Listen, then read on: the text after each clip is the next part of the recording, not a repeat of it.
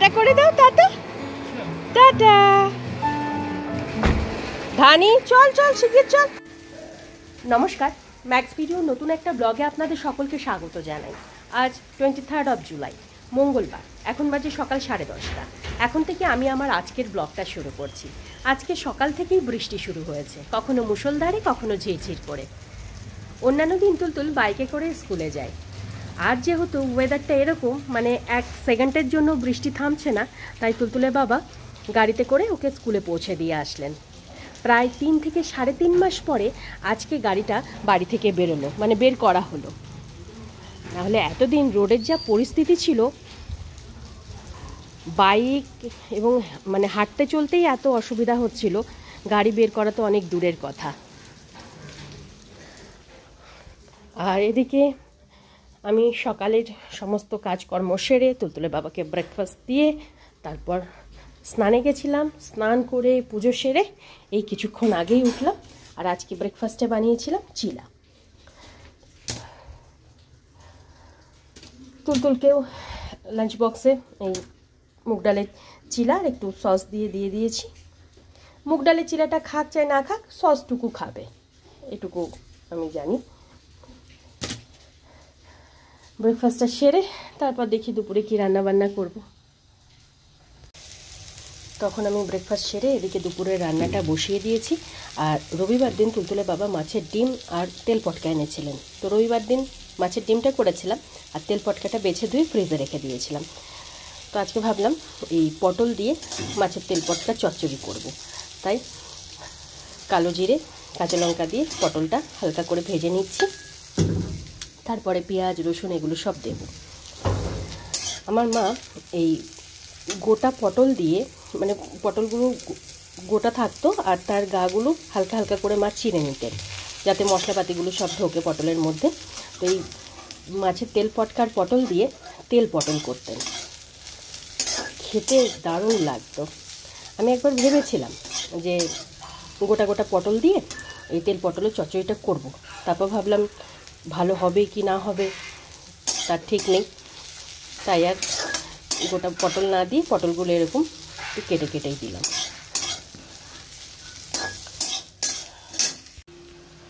এখন বাজে 11:15 আর এদিকে পটল দিয়ে মাছের তেল পটকার চচ্চড়িটা হচ্ছে, আর হবে বড়ি দিয়ে আলু বেগুনের ঝোল। তো বড়িটা ভেজে তুলে রেখেছি, এখানে আলু বেগুনটা ভাজা হচ্ছে। আর তুলতুলের জন্য জিরে দিয়ে আলু ভেন্ডির ঝোলটা হয়ে গেছে।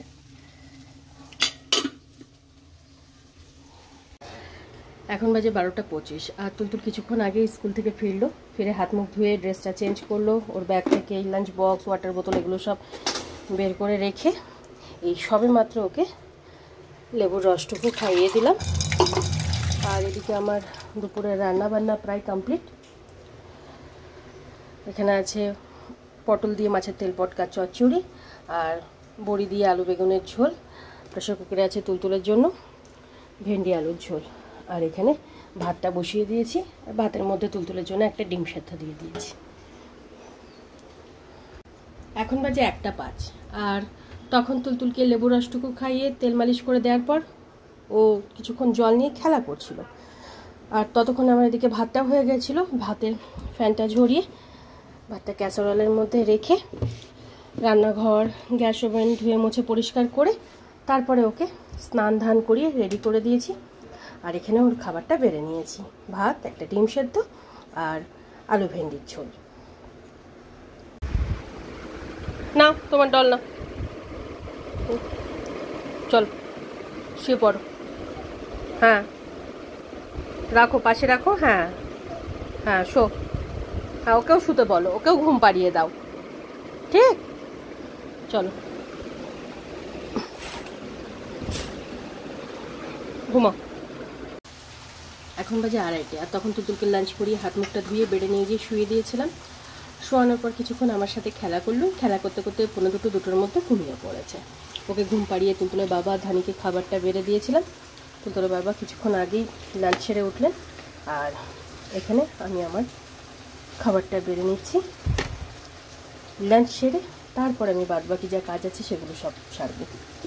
নাহলে লাঞ্চ করতে করতে প্রতিদিন অনেক বেলা হয়ে যাচ্ছে।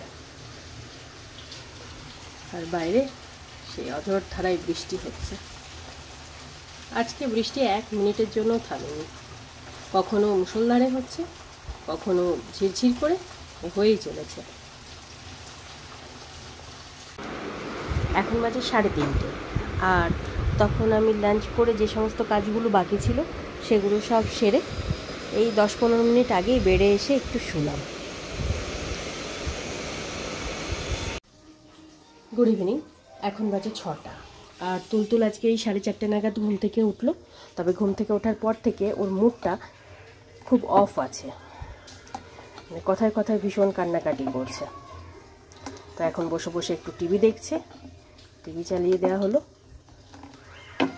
কারণ 3-4 দিন এই বৃষ্টির জন্য একদম বেরোতে পারছে না। এর আগে 2-3 দিন বেশ ওকে নিয়ে বেরোচ্ছিলাম সন্ধ্যের দিকটায়, এই 15-20 মিনিট একটু ঘুরিয়ে নিয়ে আসছিলাম। বেশি দূর যাচ্ছিলাম না, এদিক ওদিক করে, মানে এই রোডের সামনেটাই একটু ঘুরিয়ে নিয়ে আসতাম। কিন্তু কিছু তো করার নেই, এই বৃষ্টিতে কিভাবে নিয়ে যাব আর কোথায় বা নিয়ে যাব, চারিদিকে জল কাদা। আর দিদি কাজটা সেরে এই 5:30 নাগাদ বাড়ি গেল, আর আমি এদিকে টুকিটাকি কাজকর্ম সেরে তুলতুলের জন্য দুধটা গরম করে একটু ঠান্ডা করতে দিয়েছি। আর সন্ধ্যাবেলা ভাবছি একটু ধুসকা বানাবো, তাই ধুসকার ব্যাটারটা একটু রেডি করে রাখলাম, কিছুক্ষণ রেখে দেবো, বানাবো।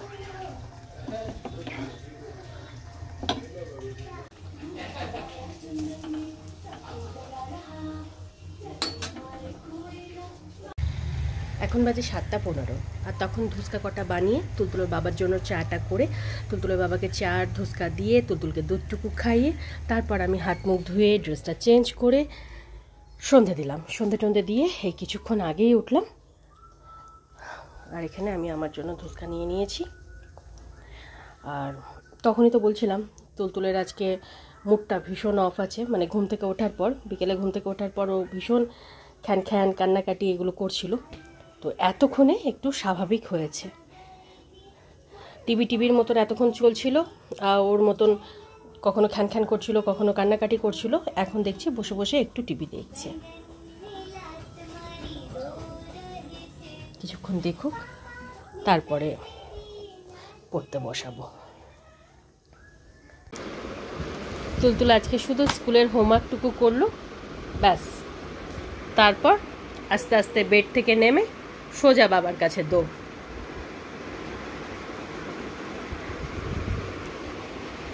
আর আজকে যেহেতু মুডটা অফ আছে, কিছু বলাও যাচ্ছে না, যেই কিছু বলতে যাচ্ছি ভালো কথাও শুনলে খ্যান খ্যান করছে, কান্নাকাটি করছে। ধানি, ডেকে নিয়ে আয়, বুনুকে ডেকে নিয়ে আয় তো, যা যাও ডেকে নিয়ে এসো, যাও যাও নিয়ে এসো মা। হয়ে গেল ওর লেখাপড়া আজকের মতন। বোধহয় ওই 10 থেকে 15 মিনিট মতন একটু বসলো স্কুলের হোমওয়ার্কটুকু করতে, যেটুকু সময়।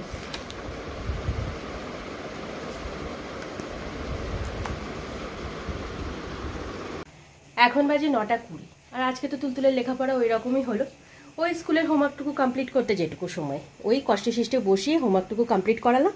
তারপর বেড থেকে ধীরে ধীরে নেমে ওই বাবার কাছে দৌড়। এতক্ষণ চলছিল বাবার সাথে খেলা, আর এদিকে বৃষ্টিটা থেমেছে। তো তুলতুলের বাবা তুলতুলকে নিয়ে সবে মাত্র বেরোলেন বলতে হয়তো ওই সামনে রোডটা থেকে একটু ঘুরিয়ে নিয়ে আসবেন। আর ওদিকে ব্যাগপত্র সব, মানে স্কুলের ব্যাগপত্র সব গুছিয়ে রেখে আমি রাতে রান্নাটা বসিয়ে দিয়েছি। তুলতুল আর ধানের জন্য রুটি করে গরম জলে ভিজিয়ে রেখেছি। আর তুলতুলের বাবা বললেন আজকে রাত্রেবেলা ম্যাগি আর একটু ডিম সিদ্ধ খাবেন, তো ডিম সিদ্ধটা বসিয়ে দিয়েছি। আর তুলতুলের বাবা ফিরলে তারপরে ম্যাগি করে দেবো, কারণ এখন যদি ম্যাগি করে রাখি তাহলে ঠান্ডা হয়ে যাবে। আর এত বড় ঘরে ধানির আর শোয়ার জায়গা নেই, যতক্ষণ আমি রান্নাঘরে থাকবো ততক্ষণ ও এরকমভাবে এখানে শুয়ে থাকবে।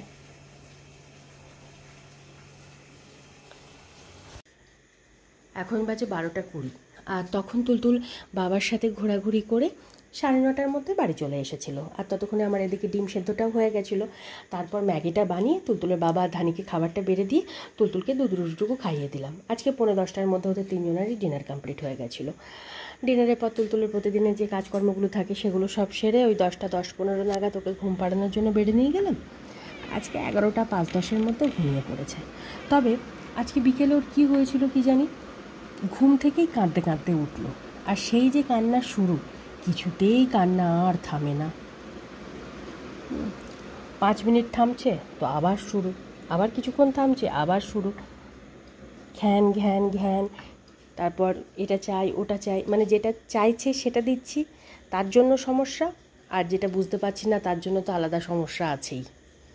এরকম আরেক দিন হয়েছিল। এই সব সময়ে না আমি ঠিক বুঝতে পারি না যে ও কী চায়, আমার কি করণীয়। মানে হাজার কিছু দিয়েও ওকে কিছুতেই কিছু করা যায় না। মানে আজকে বিকেলে ওর মুড সাংঘাতিক খারাপ ছিল, সাংঘাতিক। তবে ও যখন দুপুরবেলা আজকে ঘুমাতে গেছিলো, খুব হাসতে হাসতে ঘুমাতে গেছিলো, এমন না যে কান্নাকাটি করে ঘুমিয়েছে। হাসতে হাসতে আমার সাথে খেলা করতে করতে ঘুমিয়েছে। আর এমন না যে কম সময়ের জন্য ঘুমিয়েছে, মানে অন্যান্য দিন কী হয় 8 ঘন্টা 1.5 ঘন্টার মধ্যে ঘুম থেকে উঠে যায়। আজকে তো 2:45-2টোর মধ্যে ঘুমিয়ে পড়েছিল, ঘুম থেকে উঠলো প্রায় 4:30 নাগাদ, মানে 2-2.5 ঘন্টা ভালো মতন ঘুমিয়েছে। তারপরেও ওর মুড অফ ছিল। বুঝতেই পারছিলাম না যে ও কী চাইছে, আমার কি করণীয়। আর একটা ব্যাপার আমি দেখেছি, এমনিতেই তো বাবা যখন থাকে তখন আমাকেও পাত্তা দেয় না। হ্যাঁ, অন্যান্য সময় আমার সাথে জেদ করলেও একটা সময় চুপ করে যায়, জানে যে মা জেদ পূরণ করবে না, অতএব বৃথায় লোকের কাছে জেদ করা। একটা সময় পর চুপচাপ নিজের কাজে ও মানে কিছু খেলনা কিছু নিয়ে ব্যস্ত হয়ে পড়ে। কিন্তু বাবা যদি সামনে থাকলো, ব্যাস, মানে জেদের মাত্রা অন্য লেভেলে পৌঁছে যায়। একটার পর একটা জেদ, একটার পর একটা, মানে তখন এত বিরক্ত লাগে না কি বলবো। আমি ওই জন্য মানে ভাবি যে মাঝে মাঝে যদি ধৈর্য হারিয়ে ফেলি তখন হয়তো একটা পিঠের ওপর পড়েই গেল, আর পিঠের ওপর যদি পড়ে যায় তাহলে তো মহাভারত শুরু হয়ে যাবে। তো তার থেকে ভালো আমি এখান থেকে সরে যাই। যখনই ও এরকম মানে অতিরিক্ত বাড়াবাড়ি করে, চিৎকার চেঁচামেচি জেদ টেদ করে, আমি একটু সরে যাই কিছুক্ষণের জন্য, যে যা করছে করুক, তারপর দেখব। কিন্তু মানে চিন্তা হয় এটাই যে আমি কি করব এখন, আমার কি করণীয়। ঠিক তখন আমি বুঝতে পারি না যে ওর কী চাই, ও কি বলতে চাইছে। এইসব সময় বোঝাটা কঠিন হয়ে দাঁড়ায়। আর আগামীকালকে তুলতুলদের স্কুলে রেনি ডে সেলিব্রেট করা হবে, তার জন্য মেসেজ এসছে। ওই ছাতা, রেইনকোট এগুলো সব নিয়ে যেতে হবে। এবার আর কিছু বানাতে বলেনি, অন্যান্য সপ্তাহে তো বানাতে হয়, পাতা, ফুল, না হলে এই ট্রাফিক লাইট, এই সব হ্যানা ত্যানা। তো যাই হোক, কালকে ওই রেইনকোট, ছাতা এগুলো দিয়ে পাঠাবো। ম্যামকে আমি জিজ্ঞেস করেছিলাম যে এই প্রজেক্ট ওয়ার্ক কতদিন চলবে। বললো প্রতি বুধবার প্রজেক্ট ওয়ার্ক থাকবে, মানে কিছু না কিছু আমরা সেলিব্রেশন করি, কিছু না কিছু চলবে। নাও এবার প্রতি বুধবার দেখা যাক।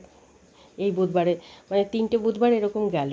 গত বুধবারে তো মহরম ছিল বলে ছুটি ছিল।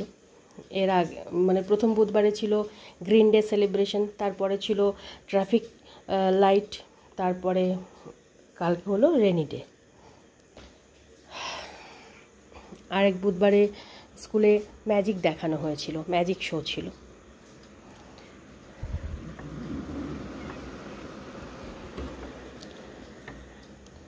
আর আজকে তো সেই বৃষ্টি শুরু হয়েছিল সকাল থেকে, চললো মোটামুটি 8:30 9টা পর্যন্ত চললো। 9টার পরে বৃষ্টিটা থেমেছে, মানে এখন আর বৃষ্টি হচ্ছে না। বেশ ভালো মতন বৃষ্টি হয়েছে আজকে। তাই আমি ভাবছিলাম যে এই বৃষ্টির আগে এই আমাদের ড্রেনটা, রাস্তাটা হয়ে গেল তাও বাঁচোয়া, নাহলে এই যে বৃষ্টি শুরু হয়েছে, যা অবস্থা রাস্তাঘাটে, যে কী যে হতো, ড্রেন আর রাস্তাটা না হলে আমাদের বসে বসে ঘরে কান্না ছাড়া আর কোনো উপায় থাকতো না। যেটা ভেবেছিলাম, মানে খুব ভয় পাচ্ছিলাম যে ড্রেনটা হবে কি না, রাস্তাটা হবে কি না। হ্যাঁ, রাস্তাটা কাদা আছে, মানে পিছল আছে, আর একটু ঠিকঠাক করতে হবে, কিন্তু চলাচল করা যাচ্ছে, মানে যাতায়াত করা যাচ্ছে, গাড়ি নিয়ে যাওয়া যাচ্ছে, বাইক বেরোচ্ছে, এটাই অনেক। তারপর ঠিক আস্তে আস্তে রাস্তাটা ঠিক করা হবে। এই যে দুটো কাজ হলো, মানে ড্রেন আর রাস্তাটা বর্ষার আগে যে কমপ্লিট হলো, এটাই অনেক বড় ব্যাপার। সবচেয়ে অসুবিধা আমাদের হচ্ছিল, মানে বেরোনোর জায়গা ছিল না। যারা আমার ব্লগ প্রতিনিয়ত দেখেন তারা দেখে থাকবেন যে কি সমস্যায় ছিলাম আমরা, মানে গৃহবন্দী হয়ে গেছিলাম, যাকে বলে ঘরবন্দি এরকম। আর তাও একদিন দুদিন নয়, প্রায় 1-1.5 মাস এরকম চলছিল। যাই হোক, সবশেষে এটাই যে কাজটা হয়েছে, এখন আমরা ঠিকঠাক বেরোতে পারবো। হ্যাঁ, হয়তো রাস্তাঘাটটা একটু খারাপ আছে, যেটা বর্ষাকালে হয়ে থাকে সাধারণত, তো সেটুকু তো ম্যানেজ হয়েই যাবে। যাই হোক, এবার রাতের আমার 2-1টা কাজ আছে, সেগুলো সব সারি। তাই আজকের ব্লগটা আমি এই পর্যন্তই রাখছি। আজকের ব্লগটা আমি এখানেই শেষ করছি। আমার এই ব্লগটা যদি ভালো লেগে থাকে তাহলে আমার এই চ্যানেলটাকে সাবস্ক্রাইব করে দেওয়ার জন্য বিশেষভাবে অনুরোধ রইল, সাথে লাইক আর শেয়ার করে দেওয়ার জন্য অনুরোধ রইল। সবাই ভালো থাকবেন। Bye and good night.